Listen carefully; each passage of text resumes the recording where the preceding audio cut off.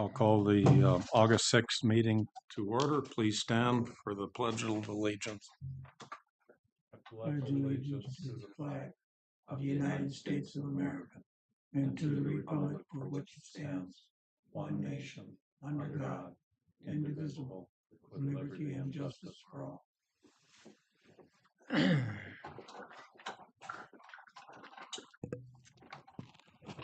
We'll move on to the review and approval of the revised agenda. 2 items were added under Mr. Sanders.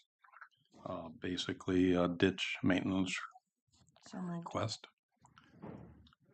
Second? Second. Paul, second. All in favor? Aye. Opposed? Agenda passed. Moving on to consent items. Number 1, approve the July 23rd board minutes.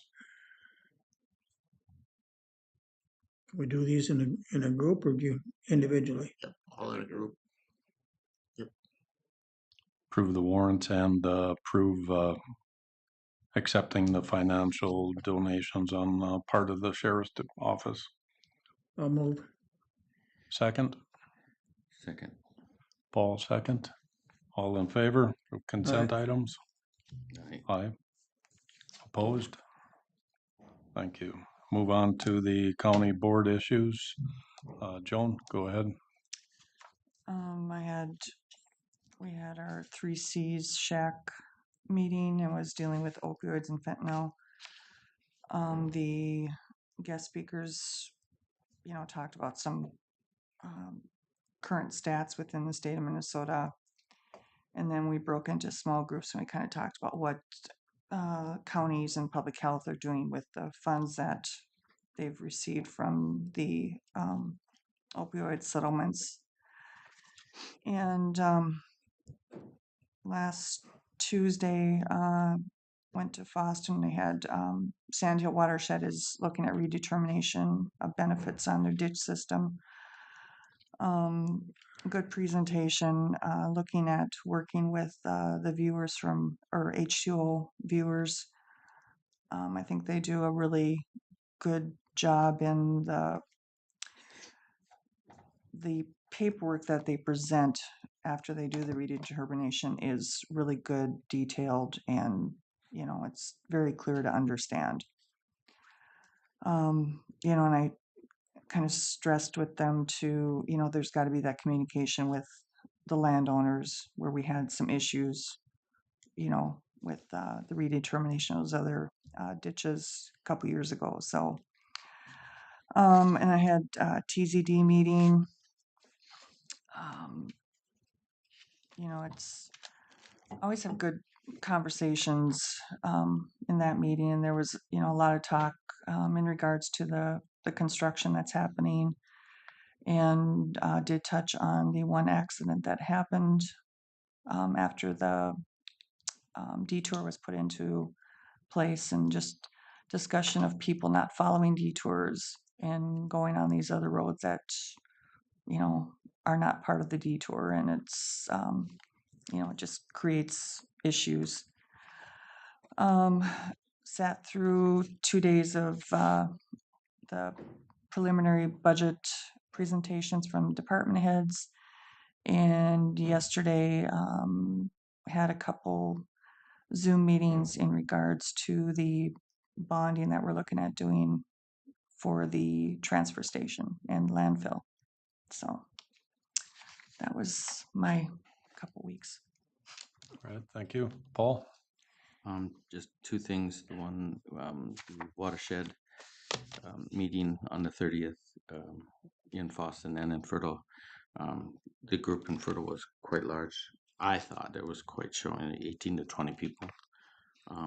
Those folks did a real good job. The lawyer and the H2 reviewers did a good job. I was impressed with the way he presented, and I think that if anybody had any questions when they left, that would have been. I think he just did a stand-up job there. I think there should be no questions when it's done. end up going that route. That's that was good. The only other thing I have is we all got an email from this Garrett Borowitz about the Columbia Township deal. I don't have a problem with the email as a whole. I do have a problem though with the one paragraph in there. It doesn't matter to me who goes to these meetings and who doesn't go to these meetings. Everybody's a citizen. And the part here he makes a comment about the meeting lasted an hour and 45 minutes after getting past the 4 people that have been causing the issues in the Langby area. Anybody who makes a comment like that about a public meeting, I don't think that has a place anywhere in a public meeting for making those kind of comments. If there's issues, those people have questions. They're issues. You don't have to make comments that, to me, that's a derogatory statement. Don't send me a dear commissioner letter telling me what you're having issues. That ain't my problem. That is a problem with your communication issues. If you're having communication issues with people, then deal with it. But don't tell me that you're having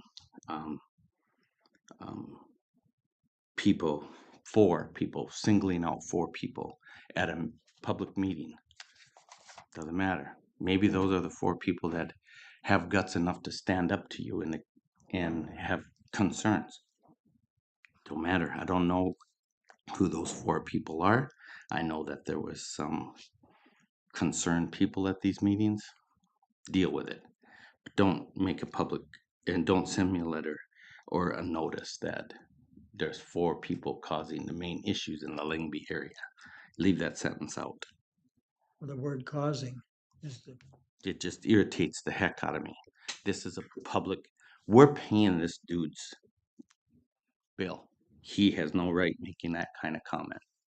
That's all I have to say. That's all I have. Warren? okay, several things, I guess. Go back to Tuesday the 16th. No, it's not that. It was on Thursday the 25th that Don Diedrich had our little session at the restaurant here at the, I can't think of the name. Shanny.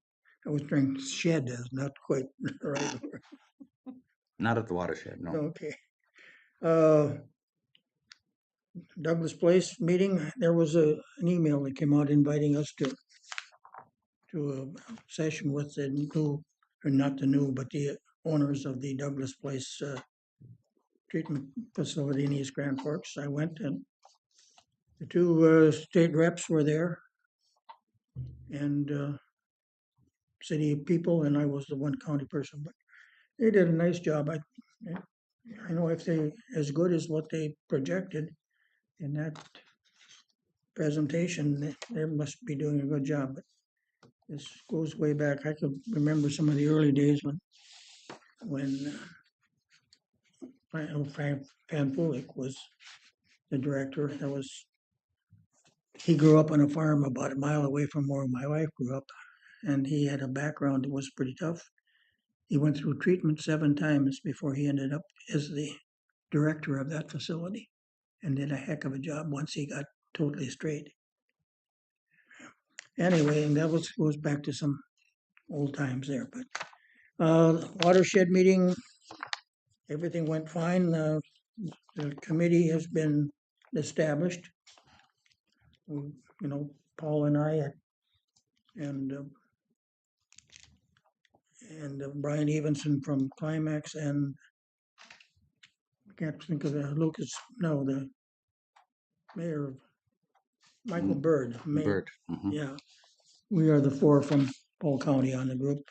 Some of the things coming up on September 13th, there's that first meeting with the judge concerning the development of the district. There's going to be a mailing of 6,000 people to get that in place. And there will be a second meeting, a phase 2 meeting, that will involve mailing of about 16,000. All of this will set up a hearing date and such, but it's all moving along pretty well. And Ezra Bear, who is the new Clay County rep, was there. He's running for office. He will replace Frank. Gross. Yeah, was retiring, not going to run for re-election.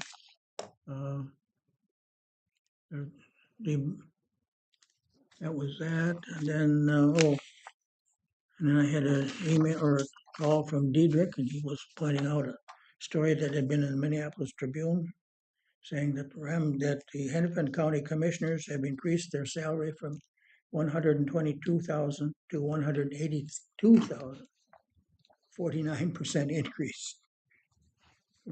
Ramsey County Commissioners are paid 102,000, and they raised theirs to 104,000. But he thought you should know that. He's gonna move to Hennepin County and run for commissioner. He probably would be running again. And then we all got the Pemberton Law update on the lawsuit, so I think that's enough. I was quite impressed with that report. Oh, then I had my high school reunion on Friday night. That went well. And there's nothing there beyond. Thank you. And done. All right. Oh, one question for Sam. Yes, sir. Do we do appraisals on churches? Is that part of, Every 6 years they do all exempt property. we do? Okay. My church is concerned about an assessment or an appraisal that the insurance company is living with. And Well, then we would just do them as the mass appraisal. It would not be on, something that's gone in like a fee appraiser would do. it's not on-site thing. Yeah, we don't hire out to go do, specific property Yeah, appraisals. It would be, like I said, mass appraisal. okay, But we do determine value for them just like every other property. okay, I have one. Oh, go ahead, you done? I'm done. I just have one more question that somebody brought up to me about election judges. Is it true if you're an illegal and you're able to get a driver's license in the state of Minnesota as an illegal? True? I believe so. Okay. So all you need to do to vote is have a legal driver's license, correct? No, you have to be Register. a U.S. citizen. Okay.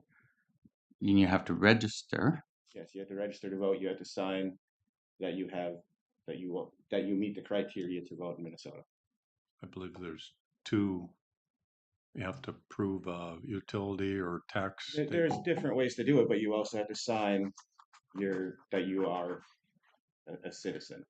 Okay, so there is more of a process than just showing up at the voting booth with because you have to register. I know that ahead of time. Right. Well, you don't have to do it. You can register at the polling place. You can. Yes, but it's not just a driver's license. And in fact, I don't know if they would even ask for a driver's license. Okay.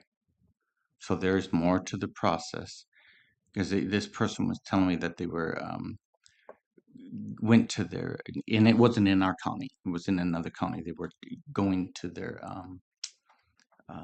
election judge training session, and they were talking about that. And apparently, up north, they have up in Roseau County, and they have more with Polaris and with Marvin's. They have a lot more of these bring in migrants workers, and so they can get driver's license in Minnesota without being a citizen.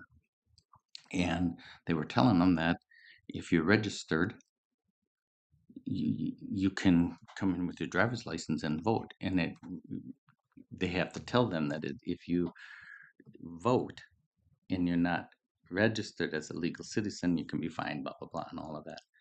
Yeah, to vote, you have to be a U.S. citizen, at least 18 years old on election day, a resident of Minnesota for 20 days, not currently incarcerated for a felony conviction, and not under a court order that revokes your right to vote. Okay, so you have to be you have to, how do you, when you register, you have to prove that you're a documented citizen then? I think you sign an attestation that you're saying Sure. this is the information. Sure. Okay. So that's what it is you are signing an attestation that you are a citizen and that you have a residence here. Right, and if you can show that you have the residence through different bills or whatever. Sure. Okay. It can be Yeah. challenged too, can it? Yes, you can. There's official challenges. Challenges can be made. At the voting site?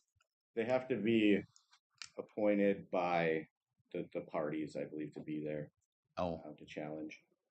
But that would be, I can dig into that if you'd like. I just wanted to know the process. That's all. Yeah. Yeah, you know, I was just dumbfounded that, I wanted to make sure that the process, we know the process here, and apparently you know the process, and that's great. I just wanted to make sure, because geez, and I said, geez, I have a commission meeting tomorrow. I'm going to ask. I just remembered. Thank you.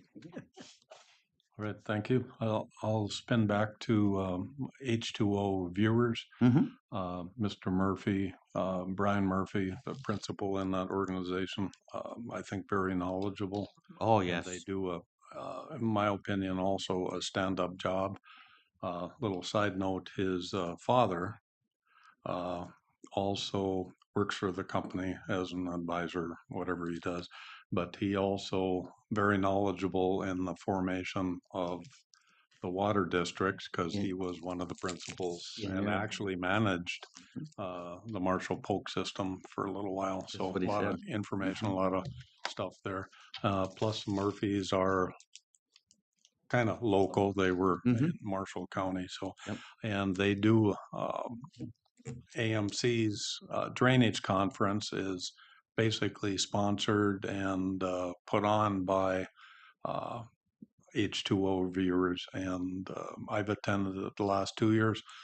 Some of the stuff is getting to be repetitive, but a lot of the 2 years I've looked and saw the agenda, very knowledgeable on water law and so forth and so on. And I'd encourage somebody else other than myself to be going because it is a good, very good program. So, and you do hear from other county auditors and commissioners at the open forums on problems and especially with redeterminations, the pitfalls and the hiccups and the remedies to fix those hiccups. So very knowledgeable. We talked, Joan, I think you talked about construction issues and problems. I did receive a phone call from Euclid Township, believe he's Mr. Schultz, Dennis Schultz. They've had a request and they requested of me to get some dust retardant in front of some properties because I haven't driven out there, but a lot of dust and stuff flying into different yards, so forth and so on, from trucks and people not following the detour to its fullest. And this is out on right before the detour ends in Polk County, I think out on, if I remember right, 270th, 260th and 270th out there. And Mr. Sanders and I have talked about it, and he says the county has no way of putting dust retardant down. He and I talked about it. We're going to talk about it when he comes in, but I think something needs to be done when we run into these type of problems. Especially during the sensitive issues of traffic and so forth. And Mr. Sanders' comment to me was, well, if we start doing it here, we're going to have to do it there. I can appreciate that side of the argument, but also these gravel roads are getting torn up by different types of vehicles that normally don't travel down these roads. And I personally have had to pull a semi during a rain event, pull them back on the road, tried to get turned around because of a detour, and it's not fun. And it's a problem out there. Um, and I don't know how the roundabout construction timeline's going, but hopefully that gets finished.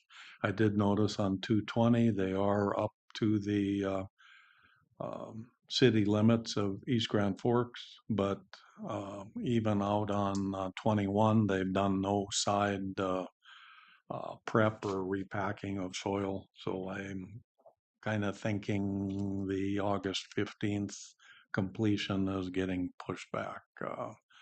And I haven't driven up north at the beginning of the project to see how that's going up there. I've heard reports that it's lagging in time. So County Road 64 is taking a beating. It, I don't know. It's taken a bad beating. I was told yesterday it's not as bad anymore because it's so packed down. Well, There's nothing left to blow around. the areas that are harder than probably most asphalt highways in the county, but it's the areas that are soft and they're getting bigger and bigger and bigger. And with harvest starting, it's only going to add to the problems. And that's another thing. I'll talk to Mr. Sanders. I believe the state's somehow got to give the local farmers more of an access to get across township roads or whatever, because unfortunately, a lot of the crossings from the adjacent fields go on to 220 and they have no access to go to a gravel road either east or west. And how are these guys going to get their crops out of the fields without the state through the contractor giving, wheat harvest is the most critical here. Sugar beet harvest can be delayed. If those people are part of the pre-pile, they can work around that. But grain harvest and dry bean harvest could be a problem. So uh, we'll, I'll question Mr. Sanders about that later. I went out and took a look at 220 or 220 work at the north edge of town yesterday. There's a lot of concrete there. There's a lot of turn lanes and stuff like that left to do it. All kinds of shoulder work. That's nothing done. But I was kind of amazed because I saw two construction vehicles running down the new road. Yeah, They're using it, but it's not available to anybody else, of course, without shoulders. yeah, yeah. It's There's an awful lot of concrete that's been put down. and hopefully that corridor gets firmed up. And this is Yeah. my opinion. It should have been done years ago. Rebase it, Yeah. go forward. So that's all I have. Anybody else? Good of the order. Okay, moving on. Mr. Snyder's at 8:30. Chuck, you want to bring anything forward, or should we just take a 5-minute break? Well, I can. I would kind of do the credit enhancement resolution.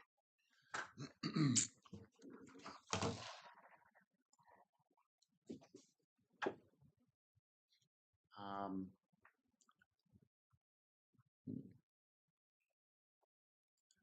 just have the agenda up here. Let's see. Oh, thank you. Find Plasma.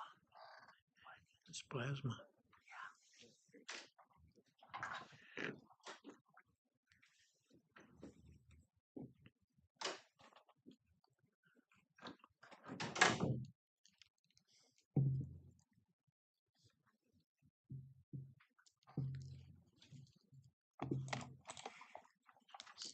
see if Ashley's posted the packet yet.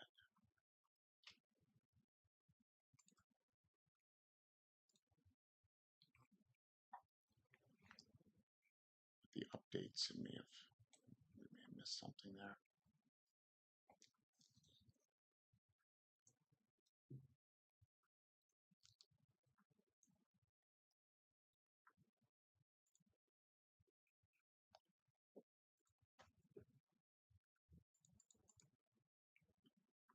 Technology was gonna make our life easier. Yeah. You don't want to go back yet, do you? Right there. Okay. So resolution 2462 is a resolution authorizing the county to enter into a credit enhancement program agreement with the Minnesota Public Facilities Authority. This has to do with the bond issue that is coming up for the landfill expansion. The short story is by doing this and having the agreement with the state, we end up getting the state's credit rating, which is stronger than the county's. So we'll get a little better interest rate on the borrowing. But we have to actually apply for it and have the granted. Solid waste improvements in particular are noted in statute as being eligible for this. So yeah, we might end up saving a little money on the borrowing by doing this resolution. I included the statute for you. You can see solid waste facilities is included. We have to enter into an agreement with the state's authority to do this. That would be the purpose of the resolution. That's the rest of the statute. This is notation of the minutes. This is the actual resolution. I'm asking you to adopt, and then I must not have put the actual agreement or application into the packet, but it's just a standard boilerplate agreement with the state. You had mentioned this before. We were hoping that we were going to be able to Right, get this. right. Yeah, we just have to actually do it. Right. We had done the resolution to move ahead on the bond sale, but this was not part of that. Question, when I reviewed it, the timeline of the application and getting approved and the bond sale, will it, the timing of everything be okay, or is It it gonna should be. It should be. We have 3 weeks from today when the bond sale bids come in. So we should have time. the bond company or group, they're aware of the application? They will be. Yep. Yeah, they'll be made aware. This will get put out in the marketplace by our financial consultant, Baker Tilly, and we'll get proposals from banks around the country, and this will be made known. So we need to pass on or move on this Actually, today. Yep. Yeah. I'll entertain a motion for resolution 2024-62. So moved. Joan, Second. all in favor? Aye. Aye. Aye. Opposed? Motion passed. That was easy. Appreciate it. Let me get that to Jake here.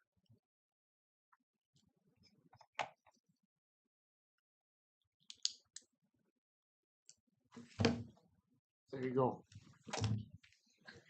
Mr. Snyder, You don't want to sit by me? I talked loud, I'll sit so by you. Michael picked me up. I'll sit by you, Joan. Morning, everyone. Morning. First action item I have today is for Dan and Deanne Donarski to operate an event venue on parcel 24.00071.02. The applicants are requesting a conditional use permit to operate the event venue on this parcel. This parcel is located in our agricultural district in Fisher Township. So zoning ordinance requirements, there are some design and maintenance for parking areas. That's one thing, we want to make sure that there's adequate parking space for an event venue, off-street parking. That's kind of a requirement through the conditional use process. Something that we've worked through is that, there's obviously not a large parking lot out at this parcel at that time, but there will need to be. In the zoning ordinance 13.7015, recreational activities conducted under a permanent, seasonal, or scheduled basis subject to the following criteria.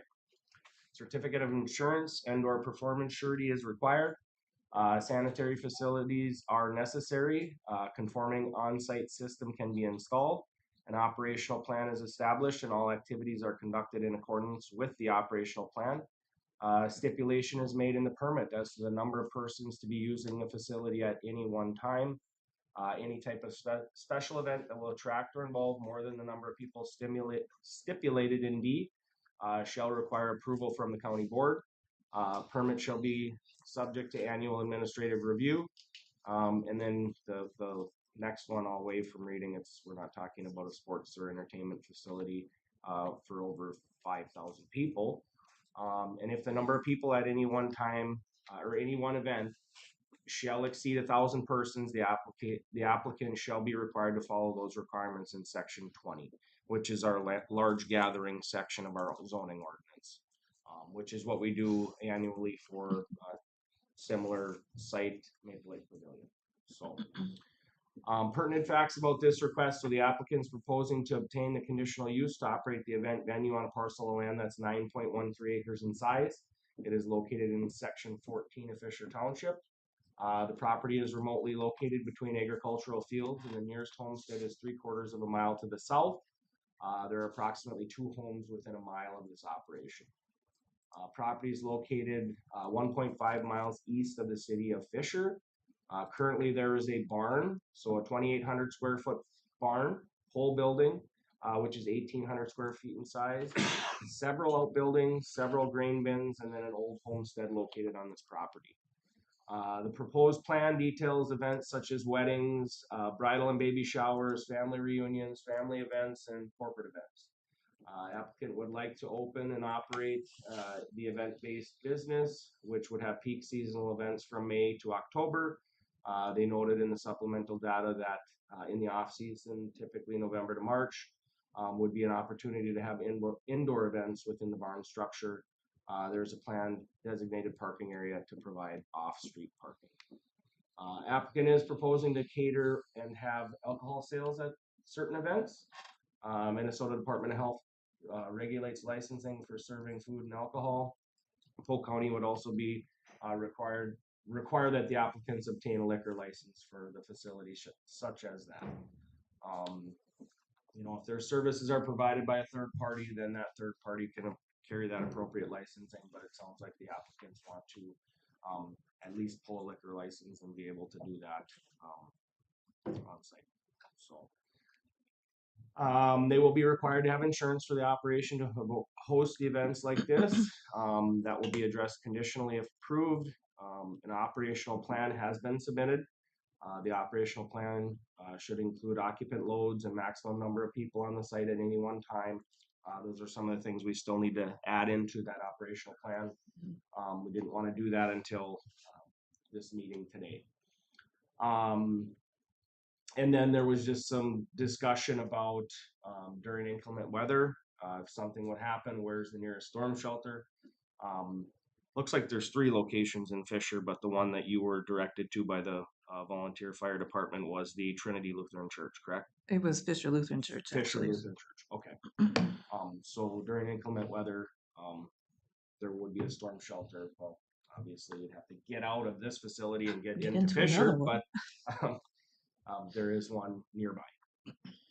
Very similar to how campgrounds and things around Maple Lake and what would happen if the pavilion would have such an event. You'd have to get to the nearest place, which is in Mentor at the volunteer fire department there. So just wanted to point out there is a storm shelter nearby. Minnesota Department of Labor and Industry regulates public places of accommodation with occupant loads in a building over 100 patrons. The Dolly Division is tasked with building code enforcement for buildings of these public accommodations. The applicant will be required to work with that department to address any building code issues within the building. The indoor gathering space is the existing barn. That barn has a square footage 2,800 square feet. It has the potential to hold 400 people when we do the calculation of square footage and the Dolly conversion. Now, when we're talking about, that's just with chairs set up, in rows, and obviously that's a lot of people in a barn of that size. And I would never smash 400 people in there, but with chairs, the calculation is 186 people. Obviously, they're setting it up for more of a event venue with tables, chairs, you know, a gathering space of that. So, um, you know, they have their standards. They'll have to work through those with the Department of Labor and Industry. So, any building with an occupant load, and this is building code stuff now, of over 300 people, they're required to have sprinklered fire suppression systems, which are very costly and are very troublesome when you're talking about you're either on a rural water supply or a well. This site has both. So the issue becomes you have to hold and stock a lot of water on the site in order to have a sprinkler suppression system. So I guess staff suggested to our planning commission, and I guess I suggest to the county board as well, that we help the applicant limit that load with a condition that no more than X number of people are allowed in the building. And they would have to ensure that they are not exceeding that occupant load. Now, we put 299, and that was the discussion at the planning commission. And after thinking about it and having a meeting with Deanne, I think the number should have a little bit more freeboard than one additional person entering the building and you're at your occupant load. So we were shooting around the number of 275. That would need to be amended in the resolution. But I guess my recommendation is that we give it a little freeboard in case there's staff, or in case you have an event where, you know, oh, we missed the 10 people that are walking around with waters and things, you know. So I guess I suggest we go with 275 It, an occupant load. what is? That would be obviously with just chairs. You would not have tables because that occupant load is 186. When you talk the 275, is that including staff and related vendors, or? Yes. Yes. Yep. Okay. That would be all people in that building. And obviously you couldn't have that many people with tables and chairs set up because that occupant load is 186. That would be more if you set it up for kind of a corporate event and just chairs, and you had a big projection system or something. You know, 400 is a lot. A lot. I can't imagine that many people in there. So if we, you know, I've talked to Dolly on this. They didn't comment on our request, on Dan's request, but I had a conversation with them, and they get a little nervous when we're pushing it right to the envelope, like 299. You know, they may come in and say, "Deanne, your occupant load is different." Because we feel a little more comfortable having a little freeboard in there. Now she'd have to maintain the, you know, her or her representative and manager on the site would have to maintain there's only 275 people in there still. But if one person would sneak in and they'd miss that, then we're not at where you'd need fire suppression. But the site will likely never exceed 999 people gathering at one particular time. And if so, they would be required to go through Section 20 and pull a permit for that. But that's not to say, you know, an outdoor concert or something. 9.13 acres. So somehow they do it at the pavilion, which is, you know, about under 3. So it has the potential. But the building is really what we're discussing. You know, they'll have to work through a lot of things with Dolly just for codes alone. Still lit, you know, exits, entrances, all kinds of stuff that they would have to work through with building codes. So I wouldn't imagine there'd be some concern if there's hay storage on the upper level, or something like that. Is that, I wouldn't think that's going to be the case, but, there isn't an upper level on the. well, there barn. isn't, Yeah, okay. it's an open. It's Oh, just all an right. open barn. Mhm. That's all been kind of taken out. Right, actually, it was lowered. The whole structure was lowered at one point. Yeah, I Prior drive to by that us. regularly, but I didn't really, Yeah, usually they have a hay loft or something in it. They doesn't have okay. comments we did receive. Terry Condon, representing MnDOT District 2, stated via letter that this request shall not warrant a turn lane at this time. If the venue would like to place an on-premise sign, then the owner should contact MnDOT to secure the right-of-way maps along US Highway 2. You know, with the conditional use process, a sign does follow suit in the ordinance. It's not something that we need to do special permitting on until it exceeds 32 square feet in size. Sounds like they do want a sign, but it will be under that 32 square feet in size. Just kind of an entrance sign saying Yeah. this is the Fisher LLC event venue. So they'll work with MnDOT. Also need to work through some entrance stuff, and that we've discussed via conditions here. So pictures of the site location. So this is the city of Fisher. We're just east on the north side of Highway 2, approximately 1.5 miles from city limits. This is the site. So entrance into the site. I do have a better one depicting all the stuff. So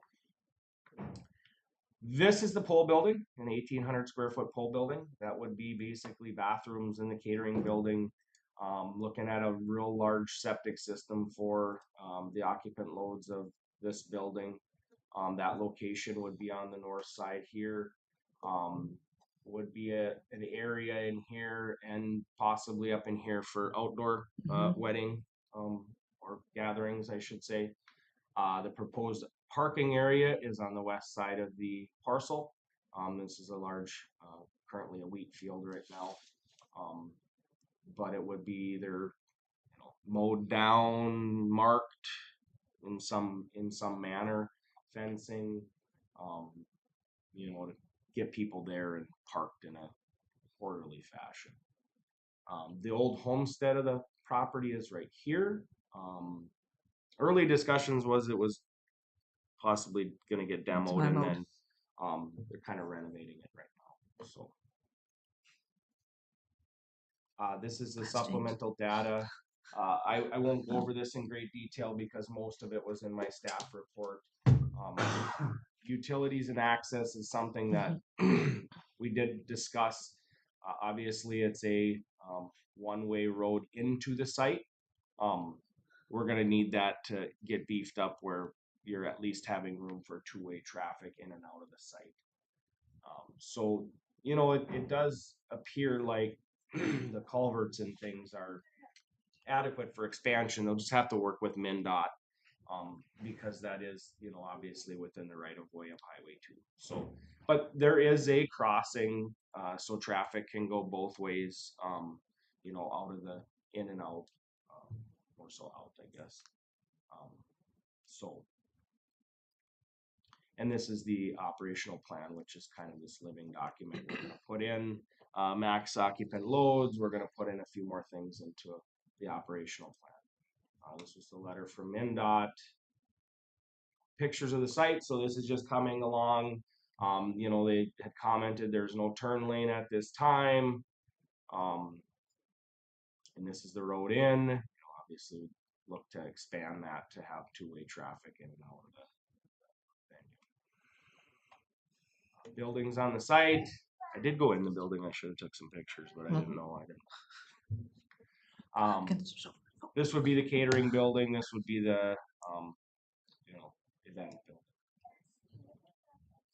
Parking area would be obviously this wouldn't be a hayfield or wheat field at that time.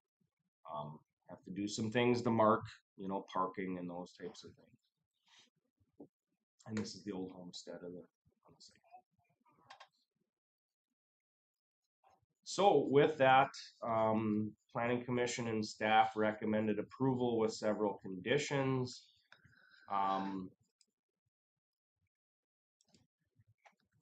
If the CUP is granted, it is contingent upon approval of all applicable liquor licenses. The entrance road into the site must be expanded to meet township specifications for roadway width for two-way traffic. An operational plan must be established that ensures all activities are conducted within the guidelines of Polk County zoning ordinance.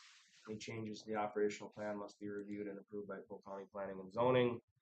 The owner and or occupant of all land parcels in unincorporated areas of Polk County shall provide sufficient off-street parking and loading areas as set forth in the Polk County zoning ordinance.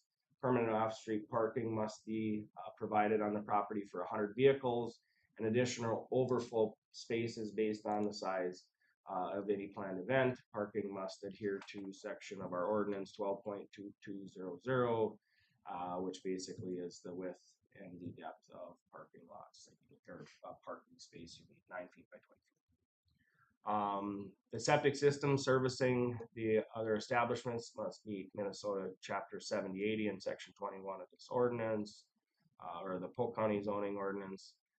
Septic systems proposed to serve the event venue shall be designed and installed to ensure that the septic system can handle the capacity of any given event.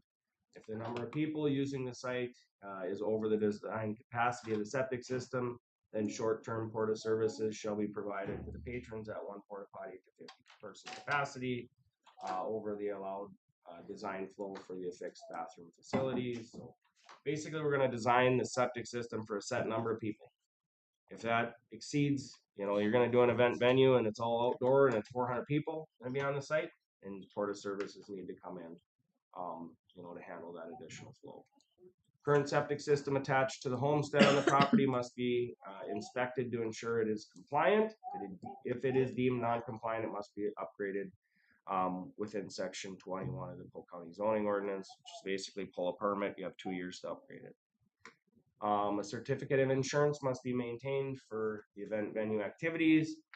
And then this one, no more than, I propose we do 275 people may use the event barn at any given time. No more than 999 people may be located on the property at any given time unless approved by the large gathering section of Polk County zoning ordinance. And it is the sole responsibility of the landowner or landowner representative to ensure that the occupant loads of the building are not exceeded. Parking must be not along US Highway 2. The conditional use will be subject to annual administrative review. And then I guess I'll waive from reading the 6 standard ones unless somebody would like me to refresh memory. And then the last one, if the property owner disturbs over 1 acre of property for grading, filling, dirt work, they're required to obtain a SWIP permit from MPCA. It does, depending on what the parking lot is. If you're stripping it off and class 5 asphalt, all those things, that we will disturb over 1 acre. So essentially all that permit's going to be is silt fencing along US Highway 2. So Question on the turn lane situation for the eastbound traffic on Highway 2. Is there a turn lane there? No, the going east. The no, east there- oh there's no, not. to the center, no. You're saying it would coming into the site that way? Yep. There is not. No. There's not a turn lane here, and there's not. There is a turn lane going east. There's not one going west. So they're going into the medium. If you're leaving Fisher, going towards Crookston, there is one right there where you're pointing. There is a turn lane there, but there is not one coming the other way. Oh, there is one here? There is. Where's your picture? So you can see a little bit of it right there. Yeah. Very short. Kind of a gravel. It is concrete. So Not that Not it's, essentially, yeah, not like a going into East Grand Forks or something where you Yep. have a large turn lane. which it's not in our control. It's just a The DOT. potential hurdle Yeah. with the Yep. state. Yeah, we leave that to MnDOT. Yep. If they would redo it, they'd probably look at doing turn lanes if they're gonna, overlay it again or do something.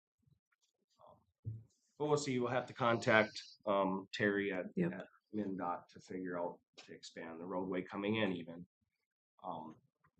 Maybe at that time they'll look into it even further. That you got 2-way traffic. How many people are you?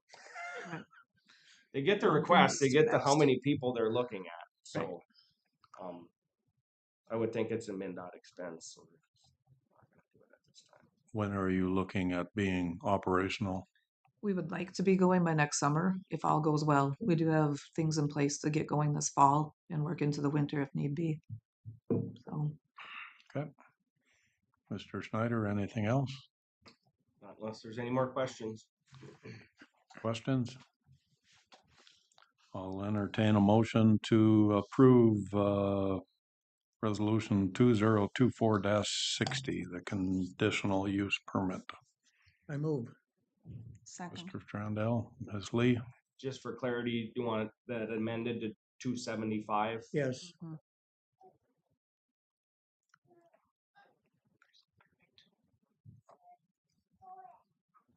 any discussion?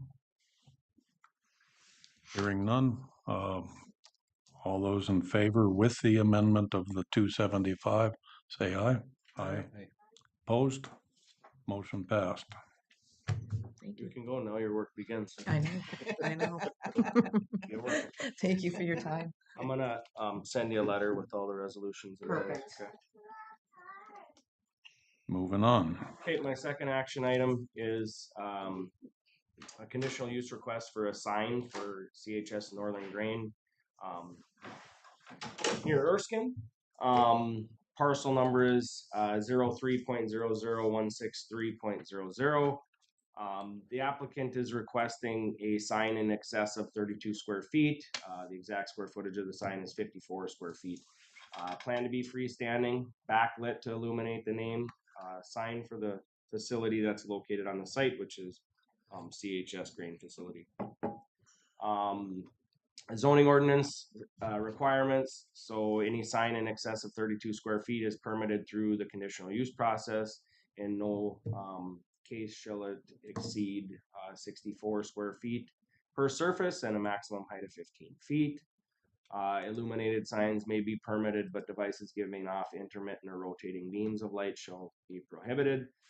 Floodlights shall be focused upon the sign. No lighting for the sign shall directly reflect light onto the public street or residential structures. Signs shall not be illuminated beyond any lot line. So really, obviously, you're going to be able to see the light across a lot line. It's talking about the projection of the light. Mhm. So backlit floodlights hitting the sign, those are allowable. Applicant owns actually a couple parcels south of US Highway 2 and then County Road 210. The proposed sign is really to replace their existing business sign that was a 4x8 sheet of, nice plywood, I guess, the sign making plywood. And then this sign is going to be 54 square feet in size, 8 feet in max height. Property is located in our agricultural district and is to advertise the business on that site. Proposed location of the sign would be 130 feet south of the railroad right away, so it's located well off US Highway 2, and then 75 feet east of the center line of County Road 210, and the right of way 65 feet. We have a 10-foot setback, so that's where you get 75 feet. It's the closest that can be to County 210. Rich Sanders, County Highway Engineer, stated he has no issues with the sign proposal. Terry Condon, MnDOT Sign Division, sent a letter that they have no concerns with this sign as it is an on-premise sign. The sign requires no permit through MnDOT. So location, CHS grain facility in between Mentor and Erskine. Sign location is right here, on the north end of the northernmost entrance into the facility. This is a depiction of the sign. Again, it would be backlit. It's not going to be on posts. This is actually a kind of a concrete to stabilize the sign. And it is to replace that sign right there. Right along County 210. I've seen similar type structures. The one in Warren has the same design, if you would. Yeah, this design came in. They have the same company doing it. The persona was the engineer that drafted kind of the plans on it. So Planning Commission and staff recommend approval of the conditional use with the following conditions. Sign lighting shall be focused upon the sign. No lighting for the sign shall directly reflect light beams on any public street or residential structure, and then not illuminate beyond lot lines owned by CHS. You know, obviously they got 2 parcels there, and so why that is they're different sections. They can never add those together. They're tied together unless they would plat it, which they have no reason to do. So, and then away from reading the other ones, unless somebody wants me to read the Play Nice with Your Neighbors and not be a nuisance standard. So with that, I have a resolution for approval of the conditional use for CHS Northern Grain to construct a 54 square foot sign on parcel 03.00163.00.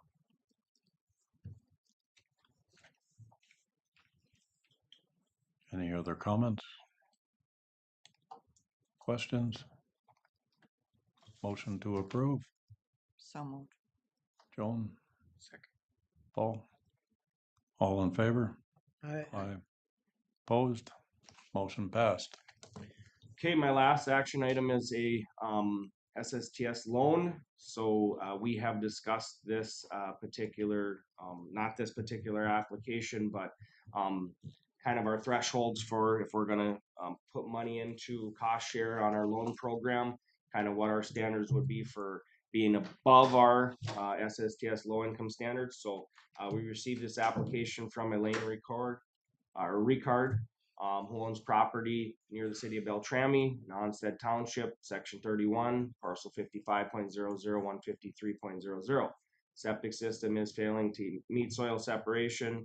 She is seeking funding. She was seeking funding through our low income SSTS Fix Up grant program. She exceeds the income thresholds for both our 60% and 80% guidelines in our loan or our low income program. So she is being considered for our loan program. Elaine's household income is 13% above the low income grant funding threshold for 60% funding. You know, last time I brought a slew of these up, we kind of determined that 15% would be the cutoff. That you make over 15% over the income guidelines, we're really not interested in pushing you through the loan program. You know, and in past years, the loan program has really been the carryover from our low income. You know, can we help them? But we just run out of funding from our MPCA grant. And since we don't, you know, Elaine exceeds the income thresholds through our low income program, I guess it's county staff, the recommendation, we do not contribute 25% of the system. As we typically do for our loan program, our carryover. The full bid amount came in at $11,500, and that would be run through a 10-year loan at 0%. Zero, you know, 0.00001. I think you make a penny on it in 10 years. you only invest that. Yeah, we have to invest that one. But all this money was made available from prior MPCA funding. We ran a program that was strictly loaned from 2014 to 2018. And then Bowser auditors came in and said we're not giving away enough money through our grant program. So then we established our current program we have, which was at that time 75% to 90% funding. We've tweaked that to 60 to 80 in order to try to fix more septics, spread the money out a little further. So since then, the MPCA, who we get our funding through, has kind of scolded Bowser and told him don't tell counties how to run their programs. Other counties are running straight loan programs, and we've kicked around the idea of going back to that too. It's just a matter, we have a pot of money we can use. We have loan money that we can help fix these overflow ones, as long as we don't have a year like 3 years ago where we get 22 applications. But with that, we did get 2 bids on this. Tim Olson out of Fertile and Jeremy Connaught. They bid, Tim was the lowest bidder at $11,500. So the proposal would be to run Elaine through that loan program. With that bid awarded to Olson's and Sons Backflow Service, Tim Olson's license number 1620 who was the lowest bidder at $11,500, and will be installing the septic system. Any other questions, comments? Motion to approve. So, Paul? Second. Warren, second. All in favor? Aye. We do have Opposed? one more, oh, sorry. Motion passed. We do have one more project we're looking at running through the SSTS fix-up program. We just got an application in late last week that would exhaust all our funding this year, which is kind of the goal. Carryover is, might as well exhaust it. So we don't have enough to fix it, but they know that we would probably be able to fix 50% of the system. So we might look at doing something of doing a hybrid. Half of it would be grant, and then the other half we would run through our loan program. So we don't have both bids in yet, but we'll get them soon. So And the proposal would be low interest loans or? yeah, nope, they'd meet the qualifications for our low income program, and then the goal would be to exhaust all that money out of that program, and then the carryover, whatever we can, we'll run through the loan. So And make it a revolving account? that would tie it up for 10 years, and then they'd pay that back in 10 year term. And then the money that comes back could be reallocated out. Well, countywide, do we have a problem with systems that are not performing as they should, or All counties do. We have old farmsteads. Mhm. The septics they'd put in were culverts slipped on end. That's not a septic. As you're aware, several ones that call county commissioners, how'd this thing fail? It's working fine. Well, that system's gonna work forever because it isn't a system. It goes right into the groundwater. There's no treatment. You know, the treatment for a septic happens where air and microbes can live. That's the top 4 feet of the soil. Once you get beyond that, there is no bacteria. There's nothing breaking the wastewater down. So it takes a long time with our clays and our silts to get to your water source, your wells. But some people have shallow wells, and some people there's some interesting things that happen to our clay when it gets dry. It cracks and things find their way. So there are a lot of old homesteads, and you just know what they are if they haven't had a septic updated. Sometimes they don't have septic tanks. Sometimes they go right to the ditch, find a low spot. There's all kinds of systems out there. but we're making headway in the Oh yeah, problem? every one we fix is another one that was failing. So What year did the county really, in state law, really start paying attention to septic?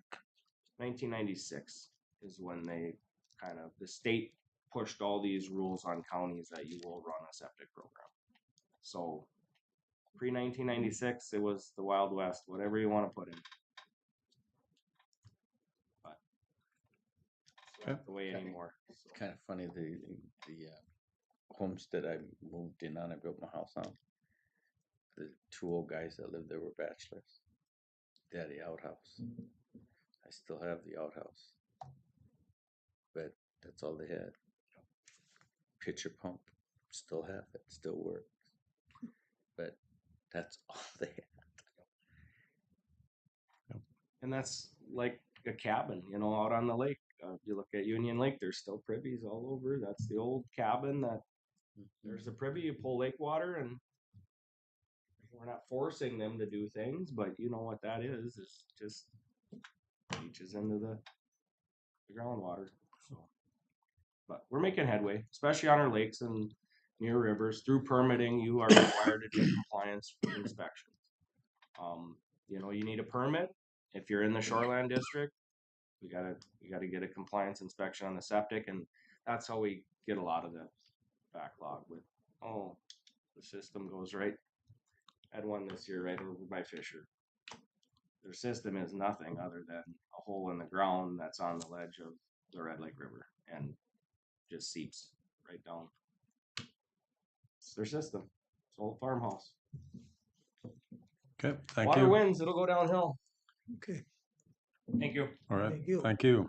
Sheriff Tadman, Good morning. Morning. monthly updates. Happy day to you. I can sit. That one's a little bigger back there, I think. Didn't struggle as much. Okay. This is just for the sheriff's monthly report. We just had a donation come through for the, but I think that was taken care of with the earlier. I believe.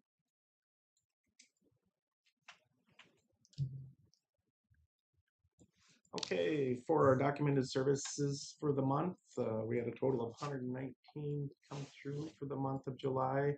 And then our paid services were 3,631.36. And then our no charge services were 1,151.20 for the month of July. And then our transports for the month, we had a total of 6,621.2 miles, and that came up to 146 hours of transport. And then our totals right here, we had medical facility at 4, mental health we had 54.7. Our in-state was 4,172, and then out of state's 270. Throughout other counties, 715. And our medical examiner for the month of July was 265. And then our federal transports up there again with 1,141. So, and again, 146 hours of transport. And then our calls by service is 2,982, with our emergency being 856, and then our non-emergency was 2,126 through the dispatch center.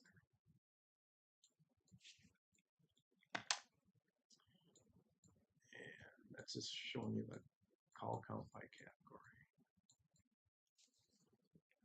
And then this is our CFS's calls for service for the month.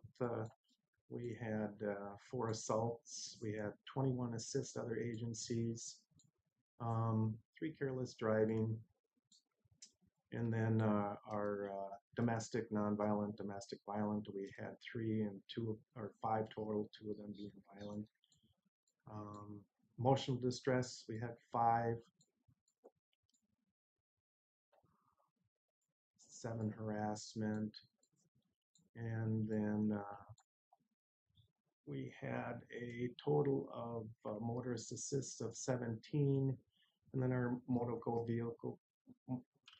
vehicle crashes, we had 1 with the Snowville ATV, which is a UTV, which it was, and then motor vehicle crashes, we had a total of 11 total, with 10 being just property damage. Public assist, 27. Let's see, reckless driving. We had 7, 2 sexual assaults reported, and the suspicious activity, persons in vehicles, we had a total of 12 there. So, and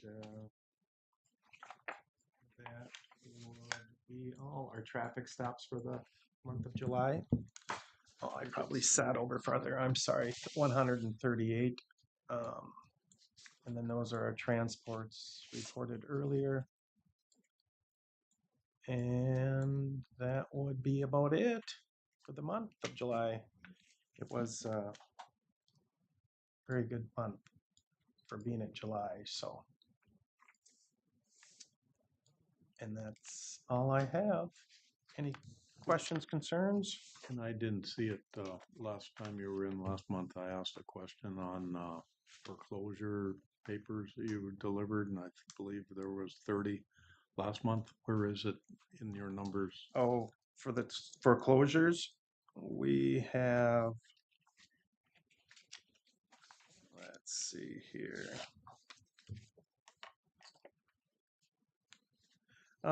We had one notice mortgage foreclosure. We had 4 Okay. for the month of July. Okay, anything else? Okay, thank you. Thanks.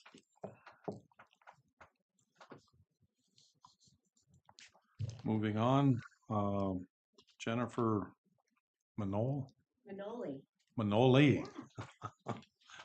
Hi. Hi. Nice to see everyone. Thanks for having me. If you have the mouse here, you can just scroll through it. Okay, sounds good. Great. Thank you. So, again, thanks for having me here. I'm excited. And also, I want to give a big thanks also to the 2024 allocation given to our program, the retired and senior. I know I'm probably too loud. No, you're good. Retired and senior volunteer program out at the University of Minnesota Crookston. So I'm privileged and honored to have them as our sponsor, and they've been doing so for 45 plus years. They've sponsored our program. So I'm housed at the university, so I have an office space there. Telephone services in which I need for my seniors and my volunteers is basically that's where I do a lot of my communication. I don't know how many of you have heard of our wonderful program, which is sponsored by AmeriCorps Senior. They're our federal sponsor where we receive funding each year to pay me to my mileage, etc. So they are one of our sponsors, of course, along with the university who sponsors me there in the office space, and they also give us funding each year as well. Again, we serve 7 counties, including the wonderful county of Polk County, Kitson, Marshall, Norman, Red Lake, Roseau, Pennington. Yep.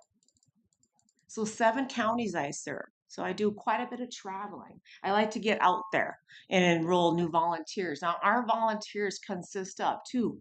Become a volunteer of our program, the only requirement is to be 55 years of age or older. Okay, and just a simple enrollment form is all that's needed for such an activity. As we know what volunteering does, it's just it's a win-win for the volunteer, the senior in need, and of course our communities. So again, thank you. So funding too, of course, we get funding once a year from most of our counties that we served. So that's why I'm here and like to be in person at a meeting to express what we do and what I do and what my volunteers do within the communities. It's unbelievable the stories that I get to hear. It's again, 99% of it a very positive experience. As we know, staying healthy by volunteering lowers, as the checks are up there, lowering depression, preventing poor health, improving, of course, physical and mental health, and so on and so forth. So again, I'm housed at the university. I've been there full time since February 7th. I took a couple of year break, but I worked for RSVP for almost 10 years prior to this. This is truly my passion. I'm a people person, but seniors are my people. I have a lot of patience and kindness. So obviously I do a lot of coordination. So I'm the director of the services. I'm the only staff. I have a wonderful supervisor within the Twin Cities that I meet with every couple of weeks and have great support from the university. So thank goodness for them. And I appreciate and promote the university as much as I can. My primary mission is to recruit volunteers 55 years of age or older that are retired, gonna retire, maybe working part-time or full-time and just want to retire. Reaching out to me as the director, as the coordinator of this wonderful program, whether it be over the phone, in which I do most of my communication with my seniors, although many of them have come into the email world, which is wonderful, or over the phone. I spend a lot of time on the phone as well. So again, there's my information, where I'm located, my phone number, email, and so forth.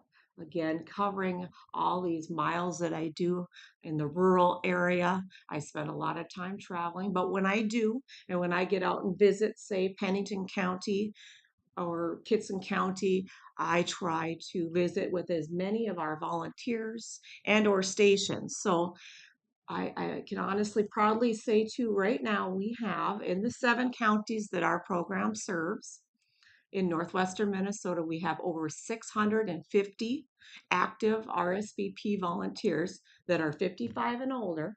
Again, they might have taken a break or two. And of course, during the pandemic, of course, I was working from home as we couldn't travel or get out there and be face to face with our volunteers, but kept the program very active. So I can honestly say since February now, I've been doing some recruitment and I've got over 600 volunteers. Along with that, I have the honor of having about 120 partner stations or sites per se in the 7 counties that we serve. So that is a senior center like the Golden Lake Senior Center here in Crookston, food shelves throughout all the counties, um, libraries, museums, nursing homes, assisted livings, any of those areas that will welcome in our volunteers to let our volunteers serve within their site. So I have over 120 partner sites that I have to stay active with and get out there and support them. They invite me to say they have a senior fair or day, health fair. Like today, now we have the Night to Unite.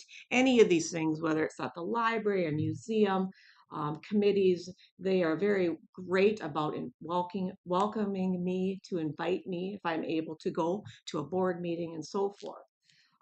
As well as I have a wonderful board.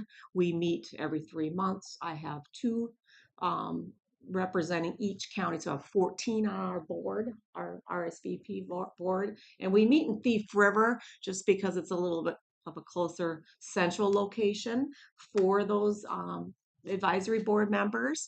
So I'm very honored to have them. They help me a lot within the community, such as this. If they know there is a board meeting in Red Lake County or Pennington County, I would like to know about that. So they're my eyes and my ears in the community. So very honored to have them. They help me out a lot behind the scenes. Okay, so we have our signature programs. Our largest, most impactful program that we facilitate is the Stay Active and Independent for Life, which used to be called Bone Builders exercise program, and which is very popular. And again, our volunteers are the leaders of these free exercise classes that meet twice a week for 1 hour. So many doctors, chiropractors, therapists, etc., really highly recommend this program to seniors that may have had hip surgery or this or that. So that I have 25 active classes in our 7 counties. In Crookston, we have 2, as well as I have in Polk County, East Grand Forks, and Fertile, and Red Lake Fall. No, that's not in Polk County, excuse me. Think of all the area that I serve. So that is our largest impactful program, a free class. We do supply the weights during, so if a new class starts, we RSVP will purchase weights for the class. Other than that, the class is free and usually held at, say, a senior center, a school, a library. I've seen them in different places in which they welcome our class. Their groceries to go program, another very large program in Polk County and all the other counties that we serve as well. We have seniors 55 and older who grocery shop for seniors 60 and over or military or disabled individuals who need a little extra help. They reach out to me over the phone, email, however, and request that they would like a volunteer to help them grocery shop, whether they pick up groceries for them or take them to the store. Along with that, we have our Handy Hands, Handy Person program. We say that because it's men and women now who help seniors to live independently in their homes. That's what we want, to stay keep them healthy and within their home. They may not have family or friends to help them. So they reach out to me. and say, can you find me a handy person to change light bulbs in my home? Take the batteries out of our fire alarms, make sure everything's safe. Now, these are simple fixes around the home, in and out of the home. Once in a while, I do have somebody who calls who would like a house painted or something a little bit far-fetched. And that too goes above and beyond what I'd ask our volunteers to do, because these again are simple fixes that, so I again coordinate all of that with those two programs as well as our exercise program. Lastly, we have our reading buddy program within, right now I've got about 6 elementary schools. So Crookston, Highland, Washington, I've got Fertile, that takes part in our welcoming our RSVP reading buddy volunteers who come into the classroom, kindergarten, first, second grade, and listen to children read or help them read. So that program in itself, I'm trying to get more elementary schools on board with. A lot of retired teachers like to do this and so forth, get them back in the classroom, volunteer and not be working anymore and having fun with the kids. So those are basic, impactful programs, but we know our volunteers are doing so much more than grocery shopping, reading in the schools. They are, when they take volunteers, say, to the grocery store, they may also take them to get their hair cut or go to the bank or to a blood drive. So and these are the lovely stories I, as the director, get to hear from my volunteers or my seniors thanking me, thanking our program for all their help. And the friendships, it's the socialization more than anything with any of these programs, is the volunteers get very close to the seniors and the community. So it's that socialization piece that I think is the biggest piece and a win-win for our volunteers overall. Again, this is our main brochure that I have. Here's a brochure for our groceries to go and our handy, what goes on with that. It's our sale program, again, our largest impactful program, very highly self-evidence-based exercise program. And here is my lovely letter to you. Again, thanking you for your allocation for 2024 and hoping for the same for 2025. I probably have over 200, more than 285 Polk County volunteers, but I do, because I do recruit every week, I'm getting new volunteers. So that's a huge number for Polk County. The money that is given from Polk County is used to help. Now we do have a liability insurance for our volunteers. If anything happens while they're doing home delivered meals, they get in an accident, so forth. Every year I have a banquet. So next June I have a banquet at UMC, a volunteer appreciation banquet. So that too, the funding helps with that. If I see any need with a volunteer of mine, when it comes to helping them out in any financial hardship, we are able to pay some mileage per quarter depending on the funding that we have available within our program. So we may be able to, we have a cap of say $50 per quarter, because a lot of these volunteers are putting 200-300 miles on their vehicles driving from a senior center to deliver meals or grocery shopping, because it's all this rural area. So that again is where the funding goes to, as well as mileage. And again, look at that. Polk County RSVP volunteers contributed last year 41,000 hours of service. So I receive volunteer hours from my volunteers via email, snail mail, phone calls, whatever. Every month they send me their volunteer hours if they are RSVP, and I punch them into a program, a software, and that's where I'm getting these numbers and reports, and that's how I receive my funding and grants and so forth and so on. So a lot of information. I'm over my time, I believe, here. So again, thank you so much for the difference that you make in many, because this, I'm just very passionate about my job, obviously, and what I do. So thank you. Any I know that's a lot of information. I tried to do that as quick as I can, but I could go on and on. So, All right, thank you. Any thank other you. questions, comments? Anything that it's a lot. But thanks for having me today, and I'd come back anytime. All right, Have thank a you. great day. Thank you very much. Thank you. Should we do a 3-minute break? Quick.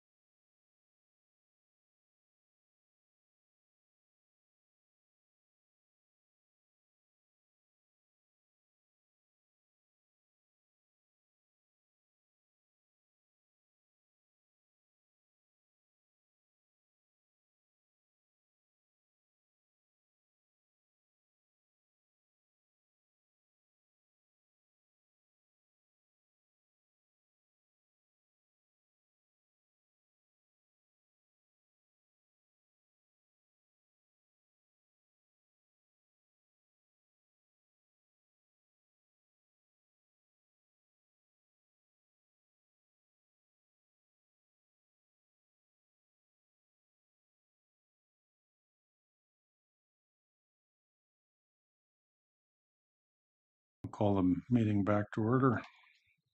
Mr. Sanders.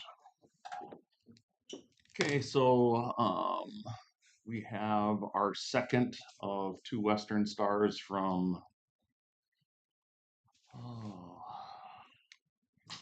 Boyd Ford Trucks Incorporated of St. Michael's, Minnesota in. They're the 2025s that we ordered in 2023, thinking they would come in 2025, and they came in 2024. So estimated cost was $150,000.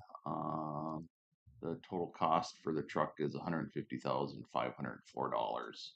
or $504 more than what was estimated, which is better than the 4,000 that was coming the last couple of years. So need a motion to approve the purchase of the Western Star from Boyer Ford Trucks Incorporated of St. Michael's, Minnesota in that amount so that Bert's can start putting snowplow equipment on them. So move. Second, So move. Second. any other comments, questions? So how does this compare to the first truck that came in for price? Same price. Same price? Okay. Yeah. Just It was $500 $500 more. more. Yeah. And so the third truck is going to be a Mack, and that'll come in later, if not in 2025, because we ordered it later than these two. And it'll So- be $5,000 more. No, it should be the same price. So, if not less, Ooh. that'd be nice. Well, that's optimistic thing. All in favor? Aye. Opposed? Motion carried. So I brought forth the super property, which is next to the Polk County Park. Earlier, you gave us the go ahead to move forward with it. So we have the final costs with the 132,000 for the land. The 874 was the closing costs and our half of the taxes that were already paid, and something else, recording fee. So we need approval to pay 132,874 to the supers and allow the administrator to sign the closing documents as required. Motion to approve. Wait.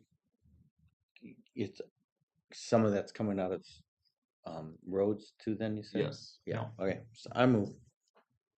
Second, Second. any questions, further questions, comments? Hearing none. All in favor? Aye. Aye. Opposed? Motion passed to purchase. Okay, we have two ditch petitions. The first one is County Ditch 31, and thank you for allowing me to add this because I must have missed them last Thursday. But Will Knox is the farmer for the Sullivan property in the north half of section 23 of Nesbitt Township, and they were in the process of fixing the culvert going into the field and realized that the culvert was in worse shape than what they were expecting, and so instead of just doing some general maintenance on it, we need to replace it. So I need approval to replace field approach culvert in section 23 of Nesbitt Township. So move. Second, Second. question I have, replacing the culvert, that's at the county's Yes. cost? Yep. If it's a field approach or farm approach, it's ours. If it's a township road, it's theirs. So, correct. So we have a 72-inch by 50-foot long metal pipe on order that'll be delivered. And he has Grant Plot doing the work, so Grant will install it whenever it gets there. And that includes the labor Yep. to do it. Yep. That's a big one. Yeah. Well, it's either that or put a box culvert in, and I figured a metal pipe was cheaper and quicker. So, Same size. yes. All in favor? Aye. Opposed? Motion passed. The second one, County Ditch 126 left in section 5 of Fanny Township, causing water to back up into some fields. And so I had Mr. Plant go out there. Well, first of all, I had the survey crew go out and survey it from the northwest corner of section 5 to about 3/4 of a mile where the first field approaches into the fields going to the south. And we had to clean that 3/4 of a mile in order to get the water to leave the fields.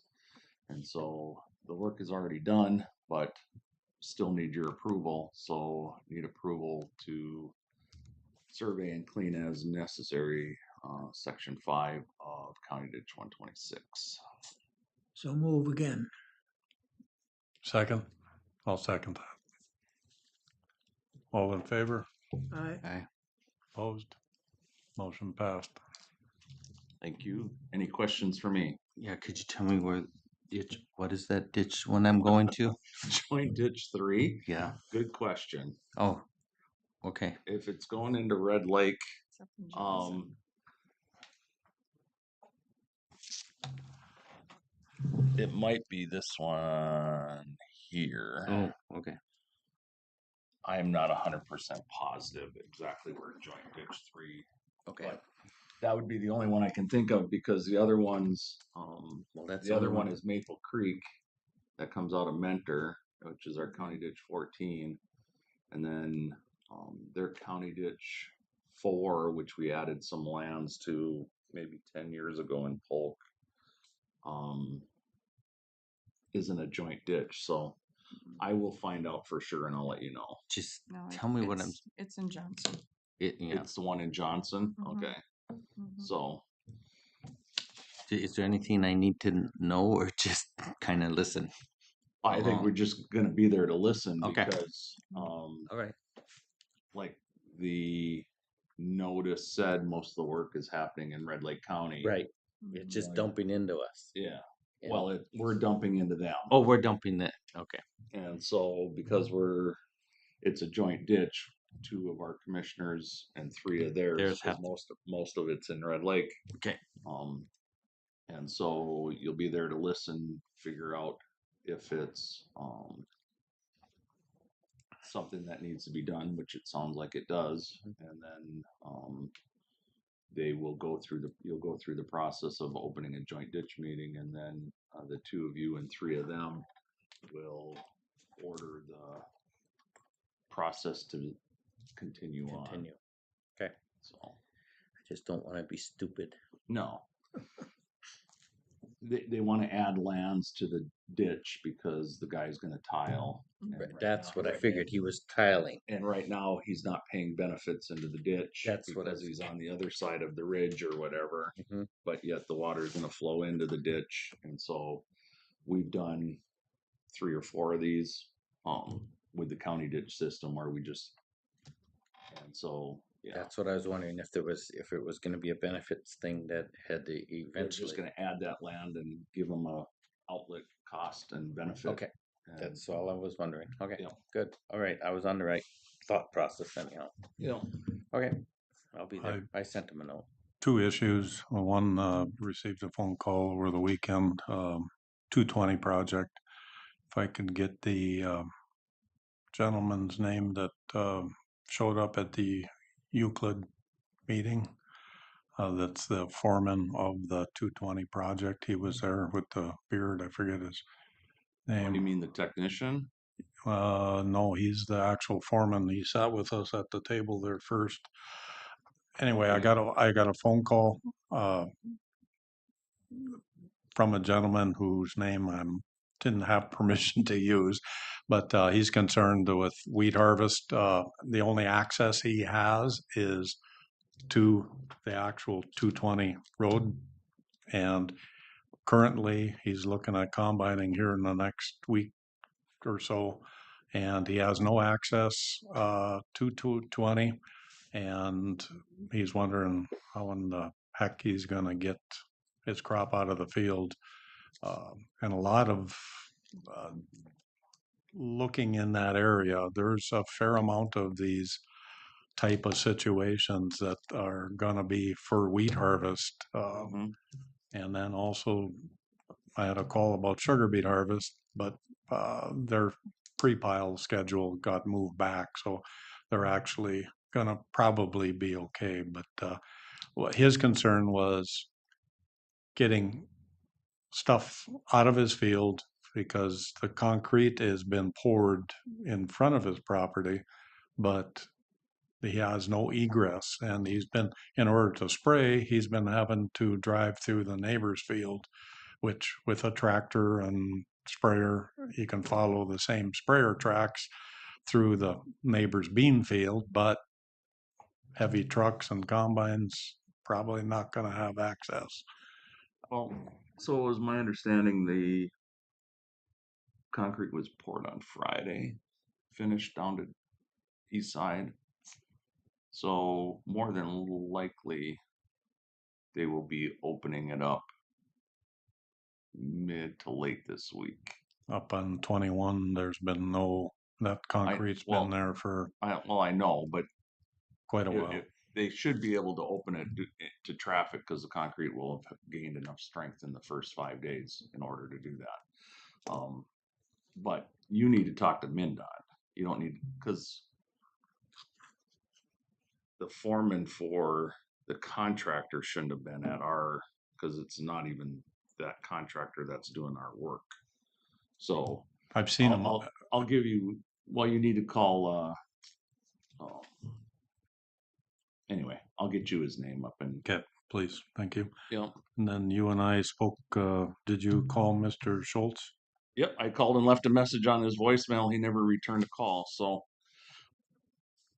he must not be too worried about his we constantly drive that township road and make sure it's in good shape. So it's not getting tore up to the point where a lot of work needs to be done to it. Dust control, like I said at the meeting up at the One and Only, we don't provide dust control for our projects because you don't know where it's going to need to be. And secondly, local traffic can use those township roads on a constant basis. And what I've heard from my inspector is a lot of the traffic is just local. There isn't a lot of the traffic that's the detour traffic that's using it. So I tried calling the township right after I talked to you. They haven't returned my call. So it's either he did his due diligence and called you and he's done with it, or it's not that big of a deal. Well, I think it's a concern because I'm hearing it in other areas and with these projects and Yeah. going forward, turning the page and going forward, I think it's something that I'll advocate that should be probably as a minor budgetary item in these projects. Well, it's Because not that minor, but the facts are, okay, we can go out and spray calcium chloride, cut down on the dust on a township road. The next call you're going to get is cars are traveling too fast on the road because now there's no dust. So we can't win no matter what we do. I understand. So we detoured the road. We set up barricades on the township roads that we thought that people were going to take shortcuts on. We have the sheriffs up there running around when they can. We have state patrol up there running around when they can to keep people on the detour. There's not a whole lot more we can do. If the township feels like their road needs gravel, needs blading more than what it typically gets when they do the work, then we will make sure that that gets done so that their road stays in decent shape. But we can't just go chasing our tail because we have 2 people complaining about dust. And I respect everything you're saying, but I think it's Yep, I know. it's something in the future we need to address, and hopefully there's not another project that has as many detours as these 2 projects have. And County Road 12 from Fertile to 41 and 41 to the Pavilion is going to have the same issue in the next 2 years because we're going to be replacing centerline culverts through 12. We're going to be shutting that road down, detouring traffic, and there's going to be traffic down by Fertile that decides that it doesn't want to use the detour and wants to use local roads. We had the same problem when we did the Saw One bridges east of Fertile. So you do what you can. You provide a service to the townships that you can. Beyond that, you can't do much more. So I I said that. understand. You get calls. I understand also from your perspective. So, end of conversation. Okay, thanks. Anything else? 202 and 203, nothing? No, I Good. drove by 202 yesterday, day before. So Okay, good. Very good. Thank you. Thank you. Is Sarah on her way or? I'm sure she is, but I can do a little, Yep. little budget stuff if you want. We're waiting. Go ahead.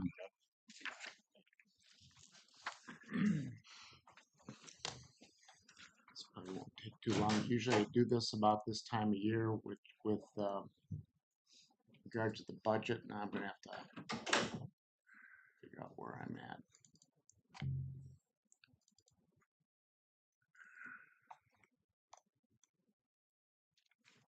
So I'm just gonna give you the status of the appropriations. You heard from Jennifer here with RSVP. I did receive her letter, of course, as you did. So far, we have gotten in RSVP. I've heard from East Polk Soil Water Conservation. These are just kept, they're not really in appropriations. I just keep track of them here, but they're going to come in, I believe, and talk to you here shortly, as is West Polk. I just haven't received West Polk's information yet. The County Fair Association has been notified, but we haven't heard from them yet. The Occupational Development Center, we've heard their request is $7,500. Polk County Historical Society has asked for $15,000. Tri-Valley for the Heartland Transportation, the bus service, is asked for $8,500. Veterans uses $800 to purchase flags for Memorial Day for grave sites. Let's see, which one is this? This is, East Grand Forks Heritage Foundation has asked for $15,000. We have not heard yet from the East Polk Heritage Center, which is in Boston. And we have heard from the Red River Basin Association. I've also received a request from the Crookston Area Senior Association. This may be the same as the Committee on Aging. I'm not sure. They stopped asking us for monies back in 2020. It said thank you, but we're sufficient in our needs. I just note, if we get a request, I tell you. I believe the Humane Society, I have a call I have to return to them that they will be looking for some funds as well. These have not been added to the list in the past few years. I put in the budget my figures over here, which are no increases over their requests for 2024, which means we'll have a difference here for the Historical Society in Crookston, Tri-Valley through the bus system, and for the East Grand Forks Heritage Foundation. Generally, I just don't increase these. I only decrease them if reduction is asked for, which is rare, of course, or we've done some other things that in terms of forwarding money to these groups. The Fair Association, of course, got ARPA money 3 years ago, and the Polk County Historical Society. We've done a lot to kind of maintain that building and take over some things. We're hoping that their costs get reduced Jerry, Amiat stopped in Friday. We talked just a little bit. They didn't see a need to come back just yet to give another presentation since you're very familiar with them. So I can continue to communicate with them here as we get closer to the end of the budget.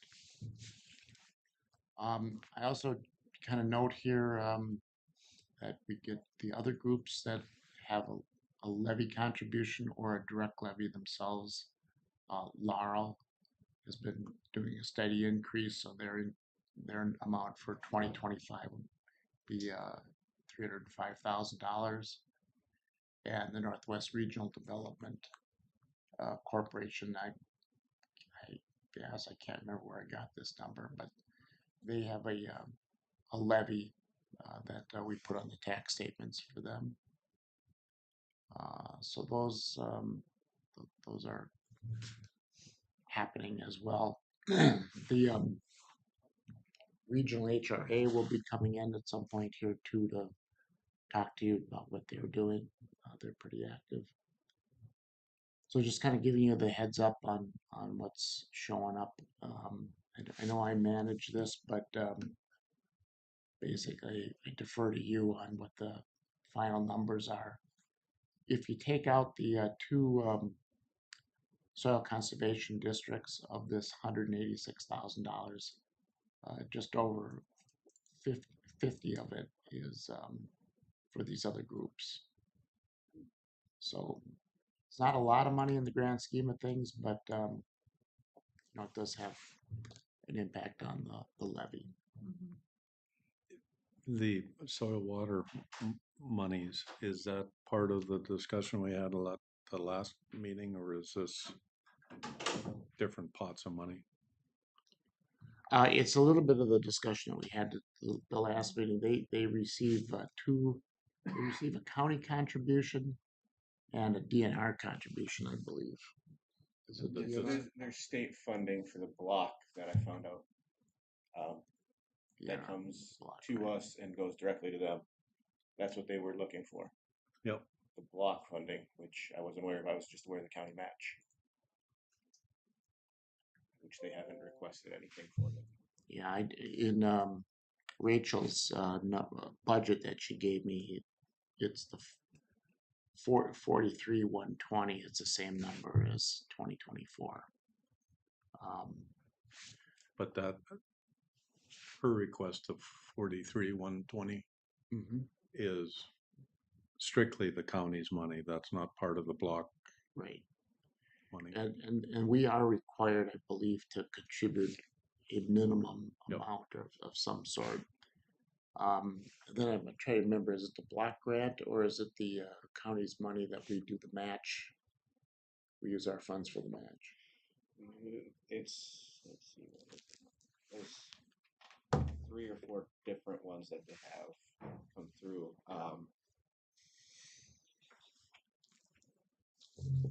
They're all labeled the same, the NRDG grants. One's the block and one is our match. It's kind of the same. Yeah. They're labeled the same. But we have to match their contribution. We have to match what they spend that's grant eligible. Yes. Project orientated. Right. So we levy the max, but it's possible that they don't spend it all. I get it. To be reimbursed. But we levy the max. Right. I get it. Thank you. Yep. It's a little extra accounting that we do, but that's in there. Next meeting, I'll run some levy comparisons to give you. Can you send a copy of that to us? Yeah, thanks.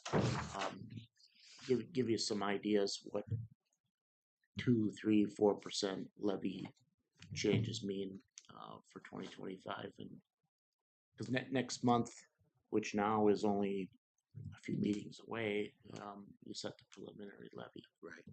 And if we could, and I think I asked for this, or I was going to ask, if I didn't ask for this number, was the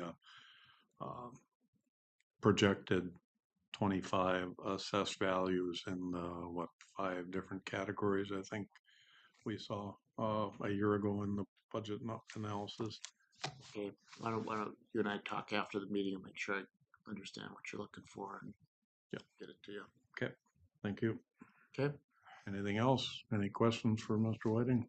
No, I'll be here the rest of the meeting if you have any more. We have both the fair project and the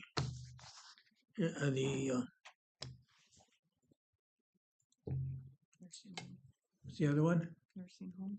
We have Yeah. the fertile. Yeah, Heritage, yeah. Those two projects, so looking at some ARPA money or whatever in those projects, is it where we stand in those? Well, you've given me every indication you don't want to contribute. So I Okay, still will follow up with them. I just haven't, but okay, they're not in the queue. And I think I mentioned that the Agassiz Learning Center has a deadline to use the money by the end of this year. mhm, I have shared that with them. I think they're aware of it. That one may still come to us, but we already agreed to the $144,000 for them. mhm. But if they don't meet the deadline, then I'll bring that back to your table. Something to look forward to in January. Any other questions, comments? Thank you. Okay. Ms. Reese, coffee in hand. Hello. All right. Let's see. First things first.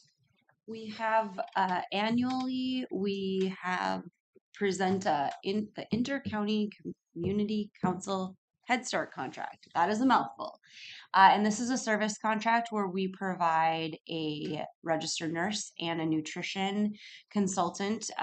Head Start federally is required to have these roles, so we have partnered with them for several years to provide this service, and they are required to have it reviewed and renewed annually. So that is what we're doing here. In the past, we would charge them our nursing rate plus mileage, and this year they asked it to be one all-inclusive rate. So that's why if you see the rate looking a little different than other contracts, that is why that is the case. And essentially, we provide the service and just bill them back for the time. Works good. Happy to support them. We're able to accommodate that and utilize the skill sets of our folks. So it's a good partnership, and I would recommend continuing that renewal of the service contract.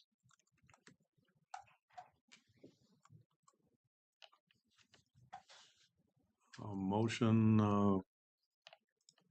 entertain a motion. So moved. Joan? I'll second. Any further questions, comments? All in favor? Aye. Aye. Opposed? Motion passed. Wake up, you guys. You sound asleep. Maybe it's the chair. Maybe. All good. Okay, so the next items on the agenda are a series of contracts, which we previously discussed on June 18th at the board meeting, related to the recommendations by the Polk County Opioid Settlement Advisory Council and Polk County Public Health, serving as the Chief Health Strategist, which is listed in the Attorney General's office, their MOA, their amended MOA, relative to the opioid settlement funds that are available to us. We had held the community engagement sessions, we looked at data, we had the RFP process, made those recommendations. So this is the actual contracts that resulted from those recommendations and approval from the board on June 18th. So each of the contracts is very similar. What's different, of course, is the entity and the amount that each is receiving that we discussed and approved on June 18th. So this is the formality of working through each contract to designate those funds for the purposes of their work plans and budgets that were submitted and relevant to the MOA and our local priorities that we established. So the first one here is with Aluma, and that is for $82,350. So would like a motion to approve opioid settlement funds to Aluma. Is this how long is the term of the contract? They are for 1 year, so they're dated from July to June, and they may request a no cost extension through December of 2025. And that's because some of the initiatives have hiring processes that need to happen, or there's just different dynamics with some of the funding. And so from our reporting purposes, it's no different if they stop in July or December. So we wanted to make sure we gave folks the leeway if they needed that accommodation to be able to utilize the funds in the best way possible. So they're dated for July to June. They can be extended through July or through December, and they need to let us know that by March, which is in the contract as well. Okay. This particular contract, and I noticed the other items, can we do them all to being it was discussed earlier at the June? Or do you want to do them They're all individually? essentially the same. They are the same with different dollar amounts that were previously approved in June. The dollar amounts were approved in June. I think you can if you want to. Yeah. I don't think it's going to be an issue. Board wishes? Do them items 2 through 7. One Yes. motion because the dollar amounts were Previously approved. approved, yes. Previous approved, yes. Yes, I'm amenable to that. I'll entertain a motion to that effect. I'll second. You First. making their motion? You're making a motion? You making their motion? I thought you were making the motion. He's entertaining. I'm entertaining. Okay, then I will make the motion. I'll second it then. All right. Any further questions, discussion? We're okay? Mhm. All right. All in favor, say aye. I, Aye. Opposed, same sign. Hearing none, motion pass of items 2 through 7. Sorry, I'm gonna make you a little. I'm not looking. Yeah, I was gonna say, look away for a second. I'm gonna get you back. That is the end of the agenda items. yeah, Mm-hmm. Ms. Reese, anything else? I don't have anything else today. Okay, I got the email or the letter saying that my shot's not up to date, so I'm gonna have to contact you. We're gonna get you in order. Oh, We'll I get you in get shot. I think it'll take more than a shot. order. One thing at a time, right? All right. Thanks, everyone.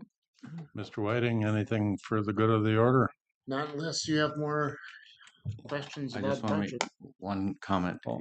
to Warren's last thing about the last thing we were talking about. He brought up,